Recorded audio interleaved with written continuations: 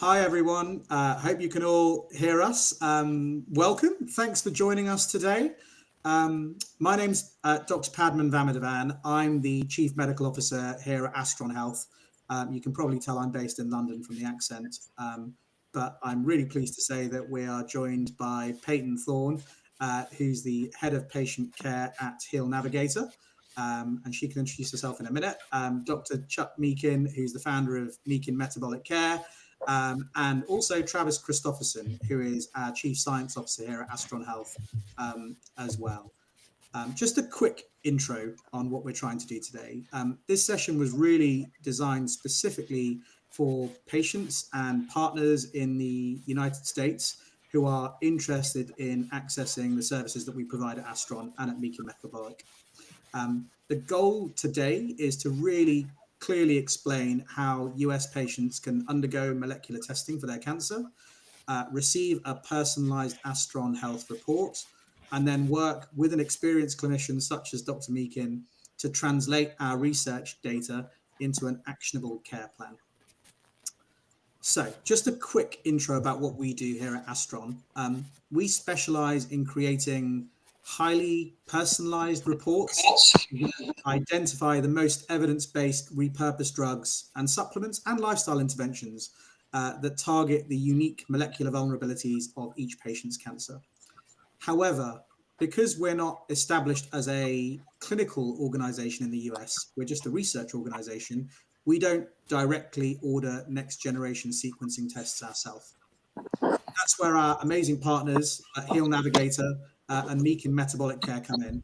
They coordinate the testing logistics and provide the clinical oversight required under US regulations. So the plan today is to try and walk through that process for a patient step by step to introduce all the key people that you might meet and answer the most common questions that we receive about this process.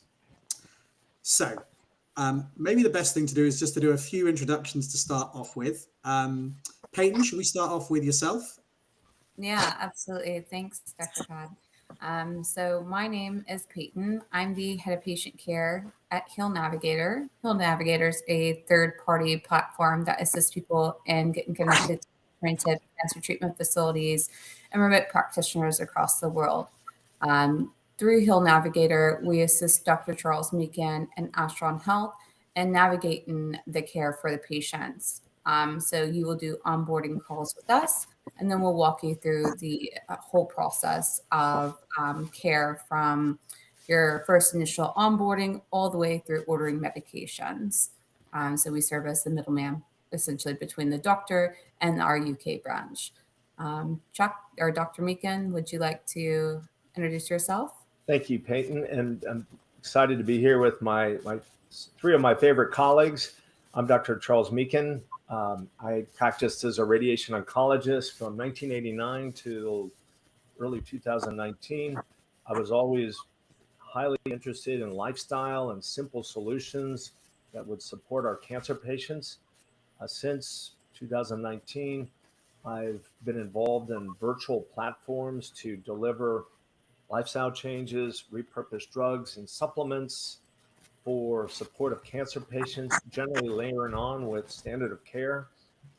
Meakin Metabolic Care started in 2022. We cover 45 states or most of the US, and we are excited to have Heal Navigators as sort of our support with, case managers, with internet support, with website support, with webinar support, but also with 7 to 8 skilled oncology nurses, 3 that I believe are nurse practitioners with a lot of integrative and standard of care knowledge.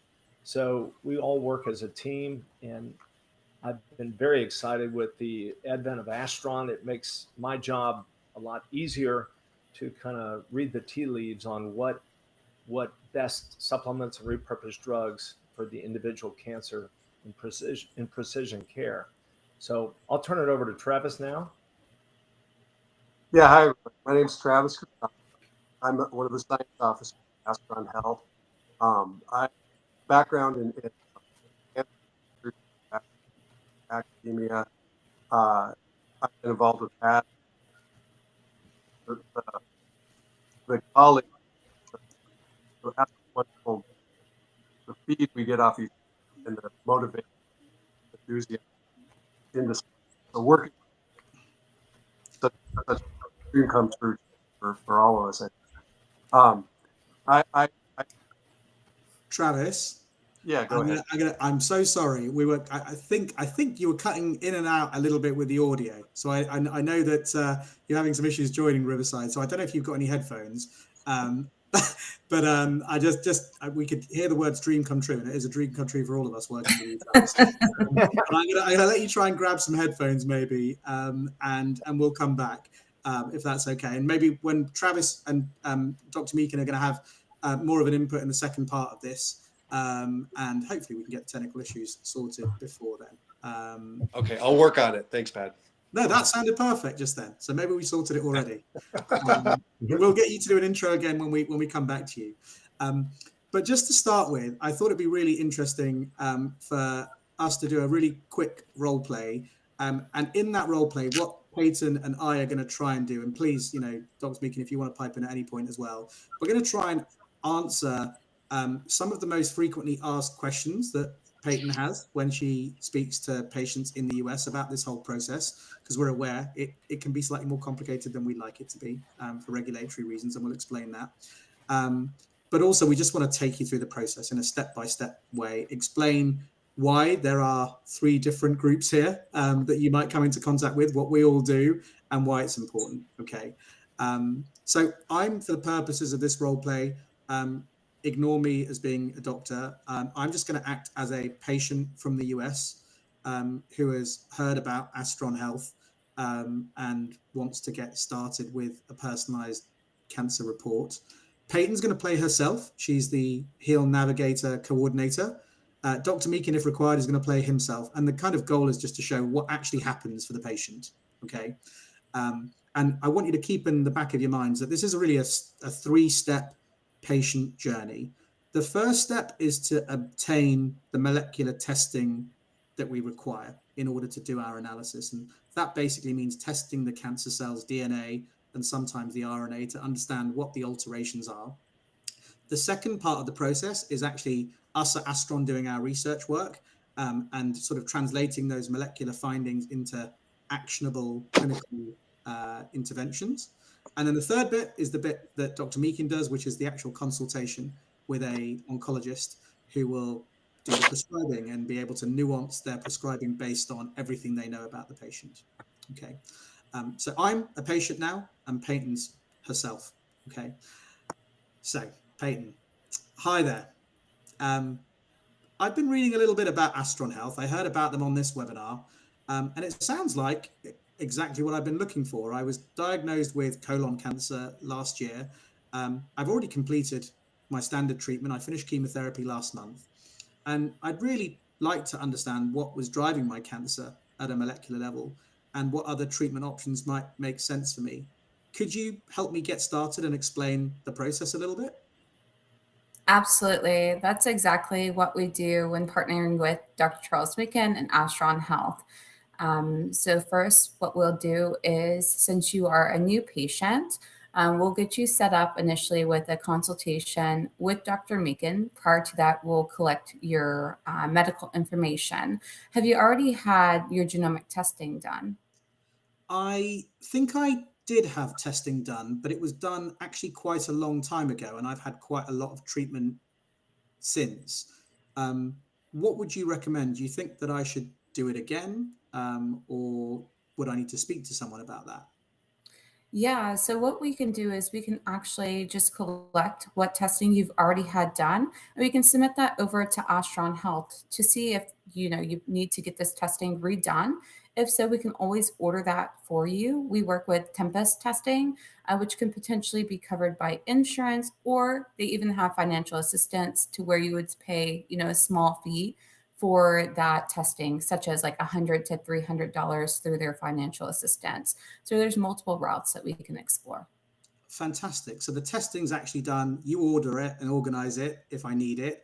But the testing, it's not an Astron test. You were saying that it was done through a third party such as Tempest. And I understand there are some other testing companies like Guardant and Caris and Boston Gene. Is that right? Correct. So Astron itself, it's an analysis of this genomic report. So you would get your genomic reporting done through your regular oncologist, or we can potentially order that for you. Your oncologist always could order the Tempus testing as well. This is always a discussion you can have with them, or they can order things like Foundation One, next gen sequencing, based on whatever company that they work with. Okay. So say if it's determined that I need to do some molecular testing now, some new molecular testing done now through my blood, how does that actually work for me as a patient here in the US? And you mentioned that there's potential for insurance cover, etc. Let's ignore that bit for now. Just at a practical level, how would I go about getting the blood draw done, and who would organize all of that? Yeah. So say that if we were to sign you up and you were to already submit the information you already have, Dr. Pad would overview that. If it wasn't valid, then what we will do here at Heal Navigator is we will reach out to you, collect your information, submit that over to Tempus, and then have them arrange what's necessary for you. Sometimes even a blood draw is necessary, and Tempus will actually reach out to you directly and have the phlebotomist come over to your home and arrange that mobile phlebotomy testing. Fantastic. But conversely, if the team at Astron look at the analysis I've already had done a year ago and they think that's sufficient and actually it reflects the status of my disease now, I might not need any further molecular testing. Is that right? Yeah, absolutely. This would just Right. speed up the process, and then you would be streamlined to getting that reporting within about 7 to 10 business days after we've collected that information. You've met with Dr. Charles Meakin initially. Fantastic. So we've done the Tempus testing, or I've already had molecular testing done. What happens next? So we've done phase 1, which is the testing. Phase 2, the Astron report. What happens at that point, and how is that all coordinated? Do I need to sign up, or do you organize all of that? Yeah, so following this call, I'll send you a link in which you can sign up directly through.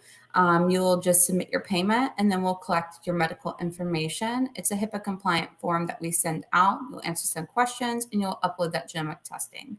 Following that, you'll schedule your appointment to meet with Dr. Charles Meakin, to where he will overview this information, prepare your file, and get you on like a generalized recommendation based off your medical diagnostics you would send in. We always recommend for you to send in scan reports, biopsy information, blood work, and then also that genomic information you already have. We package that together nicely and we send that over to Astron Health. They then would collect that information, analyze it, create a report, and then they'll send it back over to Dr. Charles Meakin within 7 to 10 business days. Perfect. So Astron do the research, which is great. And then Dr. Meakin is the person who actually helps me put that research into an actionable treatment plan. Is that correct? Yeah, absolutely. So following that analysis being completed, Dr. Charles Meakin will have that. You'll have 2 calls. So your first onboarding initial call with Dr. Charles Meakin, where he collects your medical information, sends it over to Astron. Once that report comes back, then you'll meet Dr. Meakin again. That's whenever he goes over the information that has been generated through your report, and then he structures that plan, such as repurposed medication, supplementation, even sometimes standard of care options pop up on there. Fantastic. And we'll go into Dr. Meakin's process a little bit later, but just for now, what happened? I was speaking to one of the other patients in the chemo suite, and she mentioned that she had her own metabolic oncologist already. So if I was a patient in the US and I already had an integrative or metabolic oncologist, would I still need to register through Heal Navigator or Dr. Meakin, or is there another doctor that could use the Astron report instead? I mean, if the doctor is open to, prescribing those medications and applying the interpretation, and they know how to read those reports accurately, then absolutely. I always would have that conversation with Astron Health to see if they're a credible practitioner, because that's usually key. Same thing with any other testing. You want to make sure that they can interpret those results. Fantastic. So just to recap, as a US patient, my 3-step journey looks like this. So step 1 is Heal Navigator helps coordinate molecular testing if required. And if not required, they help to onboard that molecular testing onto my platform. Step 2 is that Astron Health analyzes my molecular report and creates a research report, which is then on my portal. And then step 3 is a consultation with Dr. Meakin or my own integrative oncologist who can translate that research report into an actionable treatment plan. Is that right? Correct. Yeah, that's correct, accurate. Fantastic. Okay, so I think hopefully that's answered a lot of the frequently asked questions that you get, Peyton. Was there anything that I missed off that you thought I should have asked? I think we'll dive into those here soon on that list of questions. Fantastic. Okay, so I think we've talked about the process in a little bit of detail. I wonder, Travis, can you speak now? And maybe do you want to do a quick intro into yourself? Because I thought we'd talk a little bit about what Astron do, and then we'll talk a little bit about Dr. Meakin, your process, because I know you and Travis have worked very closely together for a long time now. But Trav, do you want to do a very quick intro, because we didn't hear you last time? Yeah, can you hear me now? Perfect. Okay, hopefully this maintains. If not, you'll have to just carry on without me. But my name's Travis Christofferson. You may know me as an author. I've written the book called Tripping Over the Truth, about looking at the cancer through the metabolic lens. I have a foundation called the Metabolic Foundation for Cancer Therapies that we're doing trials on the ketogenic diet and glioblastoma at Cedars-Sinai. And I'm a member of one of the science advisors science officers at Astron Health, which we're all very excited about. That's my intro. And then, Pat, would you like to go into what an Astron report is? Yeah. Before you go into what an Astron report is, Travis, maybe you could just explain to people what a molecular report is. So when they get a Tempus report or a Garden report or a Caris report, what does it actually mean? Why would it be carried out? And what do Astron do with it?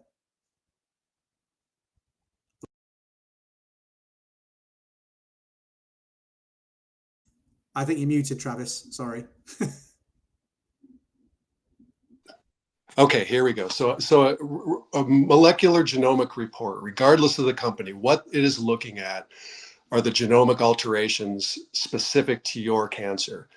Those typically fall into a couple types of categories. So there are what's called activated oncogenes. And so what that is a mutation within a gene that is like a gas pedal. It is instructing your cells to divide and carry out all the pathological processes of a cancer cell. There's also mutations in something called tumor suppressors, and those act like brakes. So when there's a mutation in those genes, it takes the brakes off and allows those cells to divide uncontrollably. There are also other alterations called amplifications, where a cancer cell will amplify copies of a specific gene. So if you've heard of, for example, HER2 positive cancer, that is a copy number alteration where it overexpresses a receptor on the cell that makes it hyper responsive to growth signals. So those are sort of the categories of mutations you'll see on a genomic report. What the strategy that sort of was first proposed in the 1980s was called precision oncology. The idea that you would develop drugs to target the specific alterations within an individual's cancer. It's an attempt of personalized medicine in cancer, as opposed to traditional chemotherapy, which targets the ubiquitous, the common feature to everybody's cancer, which is uncontrolled growth. So it's a very sort of intellectual, satiating idea on how to target cancer. It does have limitations in the fact that there are about 7% of the molecular alterations on any given person's report will have an FDA approved precision targeting drug to match that. So the simple question, there was a question in a study that was done in 2019 called iPredict. The question the study addressed was, can outcomes be improved when you disregard the regulations telling oncologists when to prescribe certain precision drugs and just target every single mutation that's possible on a patient's report? And what they sort of stratified that into two groups: the patients that were able to target 50% or greater of their molecular alterations, or 50 or less than 50%. And the outcomes were very significantly improved in the group where they were targeted more mutations. So the reason we started Astron is because we recognize the tremendous potential of coupling drug repurposing to precision oncology. When you do this, you exponentially expand the number of alterations you're able to target with drugs. For example, say a given patient's report has a P53 mutation, which is the most common mutation in cancer. There is no FDA approved drug for that. It's been known, most of you have probably heard of metformin as a repurposed drug in cancer. It's been known for a long time that metformin has a greater anti-cancer activity in people with P53 mutations. So that's one way. It targets sort of, when P53 is mutated, it upregulates a lot of cancer pathways that metformin is able to target. Another way we can do that is through this concept called synthetic lethality. When P53 is mutated, the cell relies on a cyclic kinase gene that we are able to target through, for example, lovastatin and aspirin. So that's one example of how we expand the number of targets or drugs that are able to hit the targets within a patient's report. Okay, back to you, Pat. That's really helpful. So just to elaborate, amazing science, Travis, and Travis is really at the core of our science, but it does come from peer-reviewed research data. And I just wanted to say, at the core of our approach at Astron, people hear the word AI and they think that what we're doing is akin to what ChatGPT or Claude or Gemini can do. And they're very different things. The core of our approach is that we are a bioinformatics engine that is driven by AI, but we have trained that large language model ourselves. It's been trained on over 100,000 peer-reviewed publications in the literature and open source data sets. And it's been trained by people that are incredibly good at this and understand the science incredibly well as well. So there's nothing from Reddit or Facebook or case reports from elsewhere, which can be really confusing. What the platform does is it really identifies and ranks potential drug or other intervention to target interactions. And we use a really unique weighted evidence system. And it includes things like the disease that we're talking about. Are we talking about evidence in breast cancer or colon cancer or brain cancer? How good is the study? Is it a randomized control trial? Is it a preclinical study in rats and mice? Is it a cell line study? How well does drug A bind to target B? There's actually data on the binding affinity. And also, what kind of level of clinical validation has there been? What kind of studies have there been showing what the outcome to patients who've adopted this approach? And the platforming integrates genomics, so looking at the DNA, transcriptomics, which is looking at the RNA and the pathways. And that's really important because sometimes we won't see alterations just in the DNA. Sometimes we'll see, as Travis mentioned, alterations at a pathway level, where a particular pathway will be upregulated.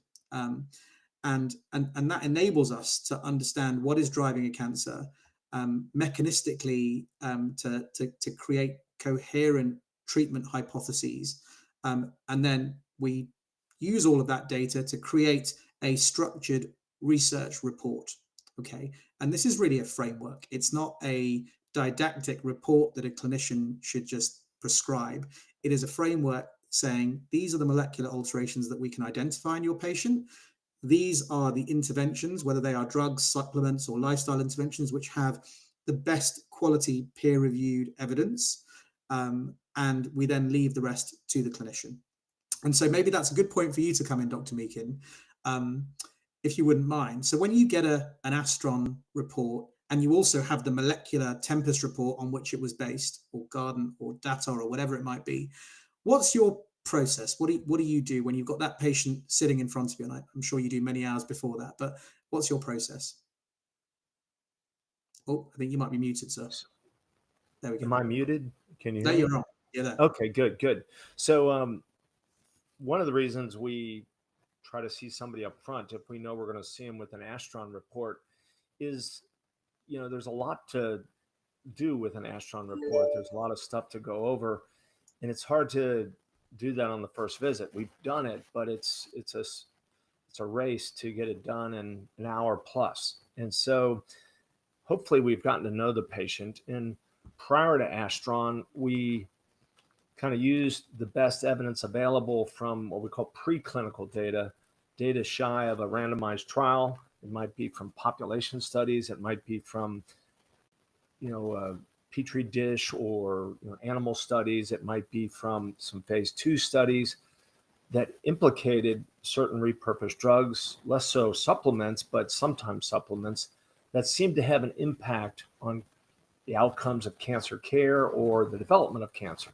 So we tried to kind of read those smoke signals, so to speak, to then, coordinate that or assimilate that into a safe program for the patients. Because, you got a 100-pound patient, a 200-pound patient, they're going through different chemotherapies, they have different cancers, they have variable levels of kidney and liver function.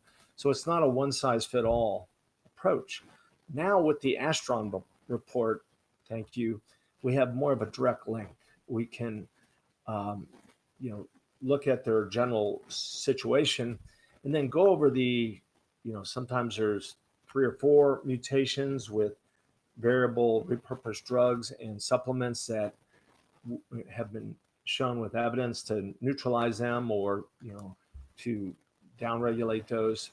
And then sometimes there's 8 mutations and then there's 3 to 5 in each category. So the report is lovely because it kind of shows the summary at the top. And then if you're curious, you can then read down further and it will explain, how that mutation works in to be a problem with, cancer cell proliferation and growth and, some of those issues. And so we then assimilate that report into something that's safe and reasonable into the patient's care. And it may be if there's, say 5 options under one mutation, we look at them all and say, hey, that drug has a lot of heavy side effects, especially given what you're going through. We're going to put that one on the shelf for a while. However, these 2 supplements and this other drug are available. We start them in low doses. Sometimes we got to make choices based on certain drugs aren't available in the US. This database is worldwide. Additionally, sometimes, the drugs are very available in a low cost way, but rarely, sometimes they're quite expensive. So we try to make thoughtful choices, shared decision as to how to kind of set the menu from this Astron report. And then, of course, we encourage people to follow up through their local oncologist with safety labs, as we call it, or, we can get those through Quest very easily at a low cost. And so we try to always follow people to make sure the liver is staying healthy, the kidneys are doing well, the bone marrow is doing well. Most of the drugs can be layered on pretty safely if you do it in a stepwise manner. So we try to gradually build that foundation that, sometimes I paraphrase, that seals all the holes in the dike in that patient care program. As Travis said, only 7% of the findings on a genomic profile are options for targeted therapy. So it leaves a lot of opportunity. Generally, people can integrate this into their care without major disruption. I'm getting the sense, too, that a lot of the local oncologists, especially with difficult cancers, are starting to see this as a great addition rather than, some vague thing they don't know about. That's really, really helpful, Dr. Meakin. And so do you find when you see a patient, and one of the things I think that frustrates patients sometimes is the kind of piecemeal nature of cancer care. And so in terms of the language that's spoken between conventional oncologists and metabolic oncologists, and clearly you're someone who spans both of those, the complete Venn diagram in one doctor, which is very rare. Do you find that now you're sharing the genomic reports and the Astron reports with oncologists, and they're actually looking at them and understanding them, and that we're speaking the same language as them? And so the treatment recommendations that you're making are being received slightly differently? Definitely. Yeah. Putting that well-designed report together with references and, so it doesn't look like quote voodoo or something like that.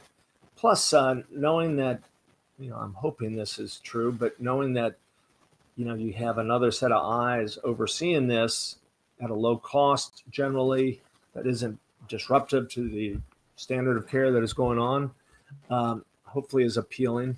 And so I'm seeing greater receptivity. And it's been nice because it's been an uphill battle since 2019 as we sort of got involved in repurposed drugs for cancer and supplements. And, it's kind of been the Astron report is a nice bridge to start bringing those two parties together. Yeah, the way that I often talk to people about it is in something really simple. Like I always use the analogy of patients having a heart attack.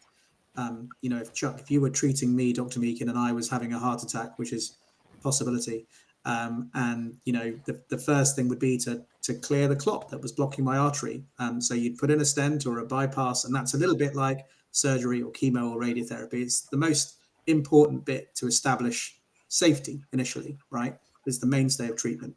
But after that, we transition to trying to understand why that patient in front of us has had the heart attack. And in cardiovascular disease, it's quite simple. There are 5 or 6 risk factors that apply regardless of age, gender, cultural background, ethnicity, etc. Have they got a high blood pressure? Have they got a high cholesterol? Have they got diabetes? Are they obese? Are they a smoker? That kind of thing. And so imagine in that setting that we had a drug that could target blood pressure, but we didn't have any other treatments for any of the other ailments. Yeah. We would never get the kind of results that we see now. So if you've got a patient sitting in front of you who has had a heart attack and they've got a high blood pressure and a high cholesterol, you really need to hit both of those pathways in order to reduce the risk of them having another heart attack. Now in cancer, where we're dealing with potentially 750 driver mutations, that is a really, really complex process. It's really heterogeneous. You can have 2 people with the same cancer on paper who have completely disparate molecular findings. And we can only hit 46 out of 750 mutations using the conventional oncologist toolkit. And that's where Astron comes in, because we can hit more like 500 at the moment. And so you're able to not just hit the blood pressure, but you can hit the cholesterol, you can hit the smoking, etc. And that's the kind of way that I try to simplify that for patients. Can I ask, you mentioned there about cost, and I don't know if this is best answered by yourself, Peyton, or Dr. Meakin. I just wondered if you could give us a bit of an idea about what the cost structure looked like for new patients versus existing patients. Yeah, I can answer that. No worries. So the cost associated with the Astron report for new patients is $1,275. That will include your Astron report and 2 appointments with Dr. Charles Meakin. For existing patients, the price is $925, and that includes your Astron analysis and then your interpretation consult with Dr. Meakin. And can I just ask, is any of that covered by insurance or Medicare? And I include obviously the next generation sequencing from Tempus as well, or elsewhere, just in terms of how much might be covered by insurance, or is it all direct pay? Yeah, so unfortunately, anything alternative generally is not going to be covered by insurance. So the Astron analysis and Dr. Charles Meakin's appointments as of now are not covered by insurance. Hopefully in the future we'll see a change.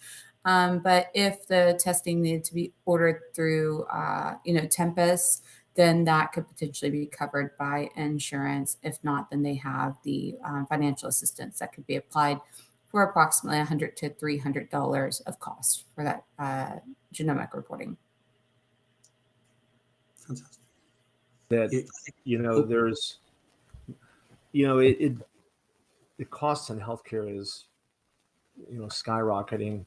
I'm excited about what I'm seeing. I just heard this week that the state of Florida, where the state has a surgeon general who is very open-minded to doing studies with repurposed drugs and supplements for cancer.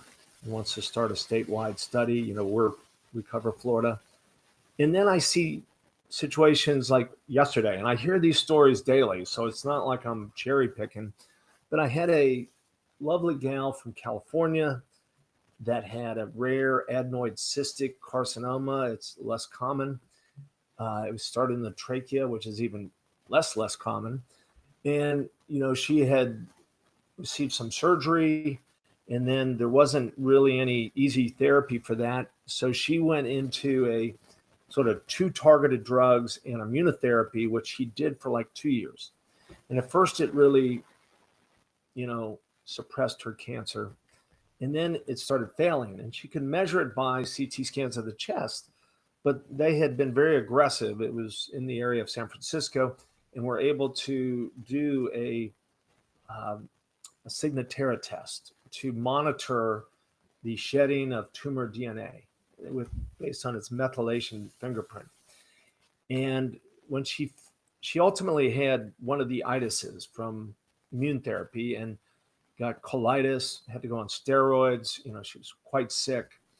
And they said, we're done. We can't do any more of this. And it was failing. Her levels had gone up to a measure of 6 in her bloodstream. And so after that, she wasn't sure what to do. Like many people, she said, I need to figure this out. And she read a bunch. And she figured out a way. She's very funny. She said, she went in and asked for metformin and atorvastatin. And they said, you don't have any need for that. So then she went out and like ate like a pirate, went back in and said, like the same day, you know, within a short time, they saw high blood glucoses and maybe some high lipids. And she got on them. And then she went on her modified ketogenic diet. And within 2 months, her marker on no other therapy had been dropped in half. And she said, I feel pretty good.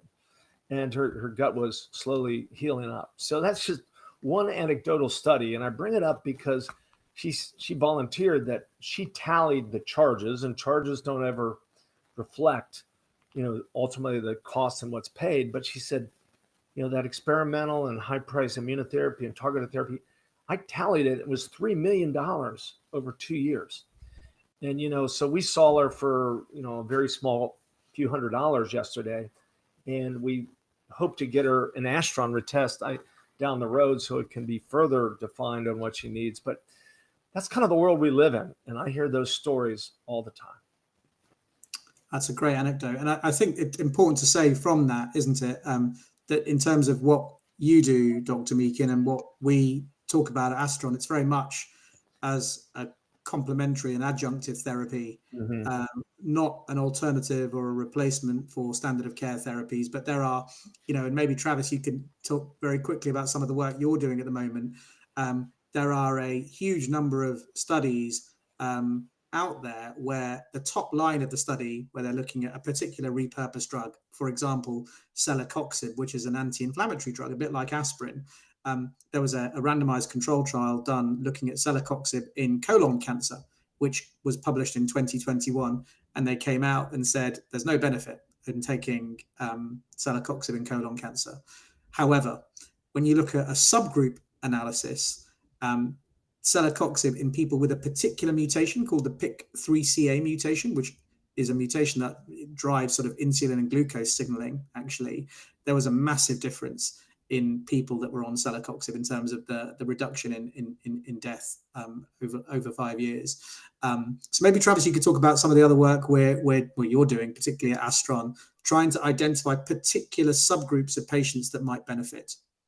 Yeah, this is an absolute gold mine, and it really speaks to the system we live in, to where this sort of data is out there. I mean, the amount of money and time to do all these data, most of them are randomized controlled trials. A lot of them are retrospective analyses, but it just doesn't, because it's not FDA approved, it does not populate a traditional oncologist radar. And there are many studies like this. The one Pat referred to, if you add celecoxib about 3 weeks after surgery and continued it for 3 years in the study with a PIK3CA mutation, you increase survival by 50%. There's examples in breast cancer of randomized controlled trials like this with metformin, a subgroup analysis with a specific genetic SNP. Again, you see a 50% drop in mortality with that. So we're the next iteration of Astron, we're going to include all of that data. It doesn't fall into this category of precision oncology, but it's absolutely relevant to everybody that would want. For example, immunotherapies, right, is a new frontier in oncology, and it's very dependent on the status of the patient's immune system at the time they receive the immunotherapy. So there are wonderful studies showing that one was done at Harvard. If you just increase your fiber in your diet, and fiber changes the immune, the microbiome, the way it's operating, where the center of your immune system is, you see dramatically improved outcomes. And patients need to know this sort of things. Vitamin D status, if they have a low vitamin D status when they enter immunotherapy, outcomes are greatly reduced. So these are simple things to check for. It's just, that sort of data should populate every patient's radar when they're going into the standard of care that's relevant to that data. Fantastic. Thanks for that, Travis. That's really interesting stuff. Dr. Meakin, did you want to say anything? Travis, when we see people in their CMAP program, which is Cancer Metabolic Optimization Protocol, or MD Predict Doctor in Lab, one of the things we take a step aside and do is we do a large inventory of their lifestyle, some biometrics, and it's also laboratory findings. And so we try to, correct or normalize any holes in that system, like vitamin D level. We can find if they're insulin resistant easily, or if they have methylation defects, what level of inflammation they have. Then simple stuff like thyroid function, kidney function, liver function, and a whole other battery of things. Their iron stores, and so forth. And so many times these are pretty off, and these people are going through therapies. And so we give them a to-do list on those, and then core supplements and so forth. And that is before we even do look into the Astron related stuff. So what you said really is important to, correct the obvious stuff first, and then, add some of these other repurposed drugs. That's why we have that 2-visit system. Great. And we've got a few questions in the chat, which I thought we could just go through, if that's okay.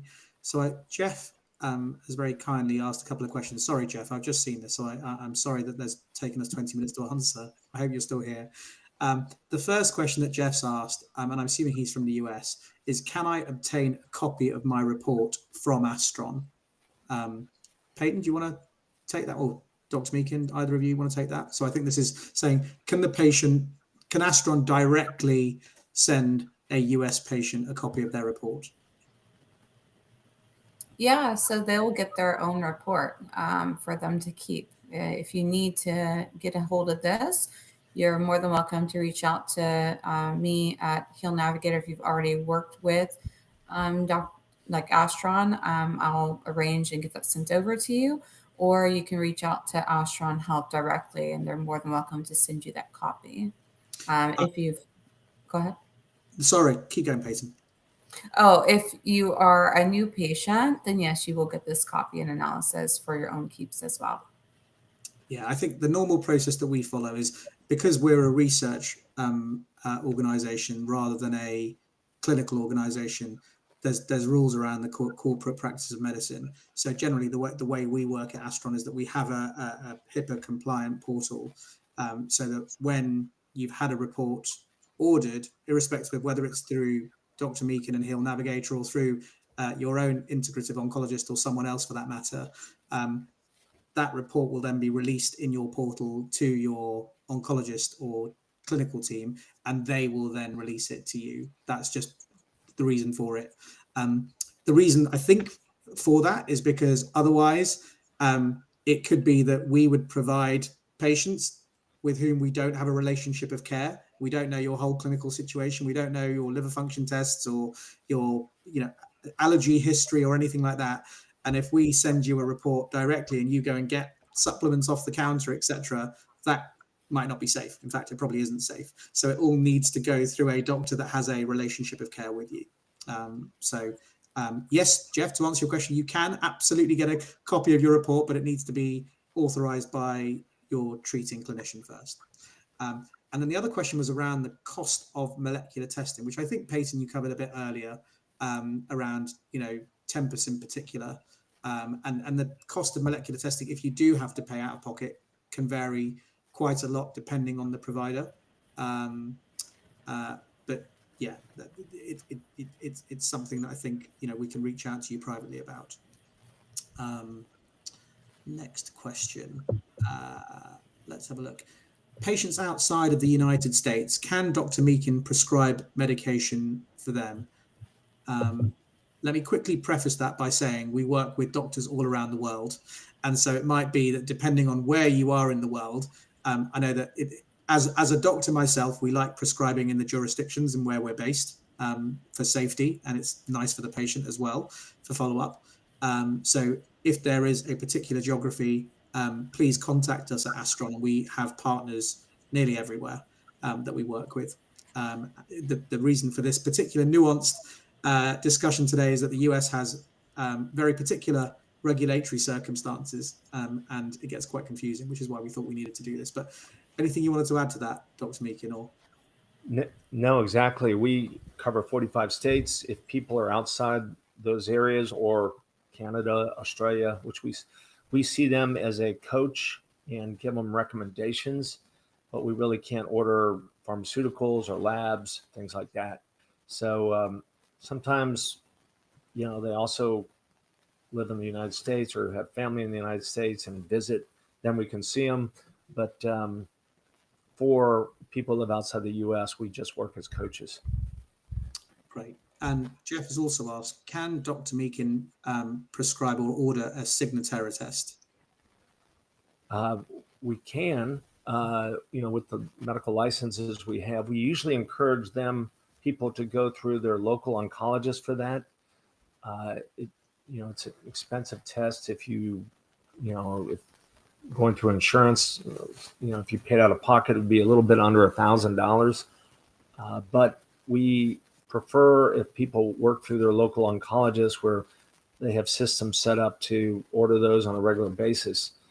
But primarily we order if Tempest, if people want a Tempest test and have, want to see if they're covered by their insurance, and then if not, go through their patient support, that's an easy path. And Tempest also has I'm told, a very exciting similar product that looks at minimal residual disease called an MRD type test. They've validated it in colon cancer, and it's, soon to be available. And so that's another option that may be out there in the future, along with, I'm sure other companies have similar products. Fantastic. And then Marlena has asked, maybe this is one for me to answer, how many genes would you test with the Tempus report? Her husband had a Tempus report after a prostate cancer diagnosis, but it was only 105 genes and the doctor did not even understand it. I'm really sorry to hear that the doctor didn't understand it. I think molecular oncology is incredibly complex. Your husband's oncologist isn't alone in finding these things difficult to interpret. A lot of oncologists in this field, especially something like prostate cancer, which isn't particularly a precision-driven, cancer type as of yet. Most treatments focus on targeting, androgen deprivation, for example. The toolkit is very narrow in many types of cancer. The amount of drugs that are actually there for the oncologist to use are small. And so generally they use molecular testing the opposite way round to how we do at Astron. Okay, so your conventional oncologist starts with the drugs that are available to her or him, and then they look for mutations in the tests that would enable them to use those drugs. So for example, in something like colon cancer, there are probably 3 gene mutations out of 750 that would enable an oncologist to use a precision drug in colon cancer. At Astron, we look the other way around. We look at the alterations first, and then we see whether those alterations can be targeted either by conventional oncology drugs, absolutely, but if not, can we target them intelligently, safely, proportionately, and economically with repurposed drugs, supplements, or lifestyle interventions? So to answer your question about the Tempest report, we would absolutely be delighted to talk to you about that. And you could absolutely use Dr. Meakin and ourselves to give you some understanding of what that report means and whether there are actionable insights. The usual Tempest blood report that we use is called the XF Plus, and that usually samples 523 genes. It sounds like your husband had just the basic XF test, which is a little bit cheaper, but it only samples 105 genes, so it doesn't give us a full picture of what's going on. But please do reach out to either Dr. Meakin, or if you come to the Astron Health website and just book a call in with myself, I'd be delighted to kind of go through the report and tell you a little bit about it and see how we could help. And then, Jeff, as you mentioned here, the issue out there concerning molecular testing, or say a Signatera test, is that the mainstream oncologists don't want you to do that testing. They just want you to put you on systemic therapy. What do you think of that, Dr. Meakin? Is that your experience of conventional oncology? And everything moves slowly in healthcare, and it baffles my mind, and I know oncologists are dealing with sort of new technology and old technology, but frequently we got data to say in colon cancer, this was an ASCO publication this year, if you do a Signatera test, and this was a Signatera study, I think it was based on colon cancer, pancreas, lung, and breast, or maybe one pancreas. It was pancreas. There's 4 different tumor types. But if you had a negative Signatera test, within that landmark time of I think it's 4 weeks to 8 weeks after your definitive therapy, your risk of recurrence, was less than 20%. If it was positive, your risk of recurrence was more like 80%. So, but I still see people being pushed to adjuvant therapy if their test is negative. I still see people getting no therapy if their test is positive. And then the statement is always, we don't go by those. We wait for the scans to be positive. So there's kind of a transition time here where sometimes these expensive tests are ordered, but they're not really paid attention to, or, they'll get the MRD test, but they'll still get the whole battery of scans that sometimes give radiation doses. So once again, there is a transition here. And I just encourage patients to ask hard questions, so they can better understand the thinking that's involved. And just remember that ultimately it's their choice, their body, their choice. And Peyton's put on a couple of questions here. How often should a patient repeat testing or update their Astron report? Dr. Meakin, you want to answer that one, or do you want me to take that one? So I'll mention, or Peyton, go ahead. You can carry on, Chuck. No worries. Okay. Futuristically, a perfect world, which, it's always off on the horizon, but, once we get better perfection, I say we, but, the modern precision medicine approach of doing peripheral draws that can discern, mutational aberrations, there could be a time where it's done every 3 months, and that you're constantly modifying your suppressive supplements and repurposed drugs and so forth until you fully snuff it out and the immune system sort of cleans it up. So that's the end goal, I think, in all our minds, where the testing is available. It's not invasive, like a peripheral blood draw is pretty easy, and it can really be used serially to continue to dynamically suppress any residual cinders of cancer, so to speak, that may be active. And so that's where I see it going. It's going to take a while to get there. Yeah, a large part of that is cost, I think. And then, does the report focus solely on repurposed drugs, supplements, and lifestyle factors, or does it also address other alternative treatments? And you put a few examples there in the chat, Peyton: vitamin C, hypothermia, mistletoe, HBOT, etc. And this is a fairly simple one. It addresses, the Astron report includes any intervention, anything that you've included where there is peer-reviewed data. So we are only limited by the availability of the actual peer-reviewed literature, and clearly that is incomplete.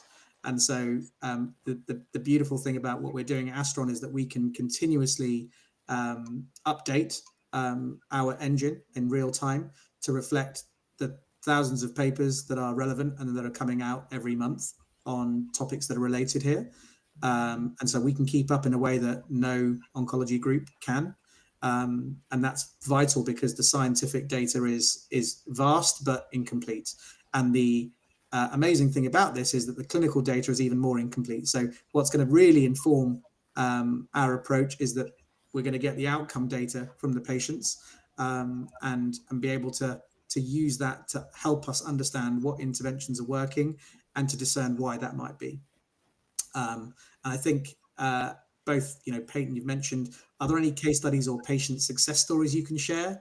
And Lynn has also asked that. Do you have any data for patients you've helped by supplementing their treatment with your reports? I know you mentioned someone earlier, Dr. Meakin, but any other particular case studies that you can think of? Or I'll jump in here. Yeah. So, with the use of repurposed drugs, lifestyle changes, supplements, and so forth, we have a lot of individuals that seem to have cracked the code with their cancer, and even their local doctors are starting to say, whatever you're doing, you're an outlier, keep it up. I think as far as the new precision delivery with Astron, we're early into that. And, I'm always excited in a follow-up where people with a high-risk condition and remain NED from different measures, are starting to kind of show patterns where, most people would have recurred by now, if, in this disease. So we don't have any direct evidence with Astron, to my knowledge, in the population I see, but a lot of individual cases are starting to show. And I'll also add with Astron, it's great because they look at peer-reviewed data from outside the US. And so, a lot of times we all work in these silos, and then, things have already been tested elsewhere. And they, we're never really on the radar screen of our, local US oncology population. So another plug for the job you've done. It's very kind. Maria, you mentioned, how do we test serially? Is it a new biopsy every 3 months? Absolutely not. Generally, if we were going to do serial testing, and at the moment, serial testing is too expensive, and what we're desperately trying to do at Astron, even though I mentioned we're not a testing company, is try and find routes to getting molecular testing done much more economically, so that patients can afford to get testing done every 3 or 4 months, because the value for us is in the information and the data, which is continuously evolving. So doing one molecular test in a patient's cancer process is useful at that point in time, but it might not be useful a year down the line. So it would be generally using blood-based testing, liquid biopsies. But again, that's something that we are working on, and we are trying to work with partners who can facilitate that. Peyton, last one, because I'm aware, Dr. Meakin, you've got a patient now. So I'm aware that we need to wrap up, but quick one, maybe Peyton, you can answer this one. Who has access to my genetic information? How is it kept private and secure if Astron are based in the UK? Yeah, as mentioned, you do have that portal. Astron has that portal that all the information for the patient goes into, which keeps it HIPAA compliant. So no information is sold. It's kept secure only for Astrons themselves, and then also the practitioners such as Dr. Charles Meakin would have access to that. Exactly. Fantastic. Okay, well, listen, we're at the top of the hour, so thank you. Just want to thank everyone, firstly, for attending and all sticking around and listening to all of this. We hope you found it really useful. This is going to be made available, I think, in multiple places, and there's also going to be snippets to explain different parts of the process. But thank you so much for joining. We hope to speak to some of you very soon. If there are any questions or queries, please either email the team at Hill Navigator, Meakin Metabolic Care, or jump onto the Astron Health website and we'd be very happy to help you. Thank you so much and have a great day. Thank you all for joining in.